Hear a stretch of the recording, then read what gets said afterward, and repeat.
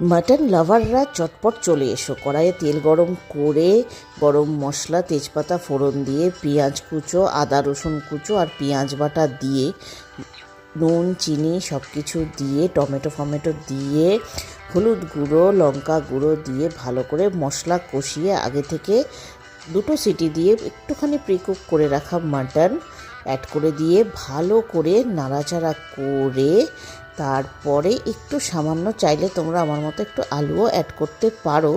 আর ঝোলটা কিন্তু মাটনের স্টক দিয়েই হবে। তারপর জিনিসটাকে ভালো করে কষিয়ে নিয়ে একটুখানি যদি চা পাতার জল ফুটিয়ে চায়ের লিকার দিয়ে দেওয়া যায় তাহলে অনায়াসেই ঘরে তোমরা তৈরি করে নিতে পারবে টেস্টি গোলবাড়ি স্টাইল মটন কষা। আর এর সঙ্গে যদি একটু সাদা পোলাও করে নিতে পারো, আহা, এই পিসটাকে জাস্ট দেখো। মাটন লাভাররা তাড়াতাড়ি তৈরি করে ফেলো বাড়িতে।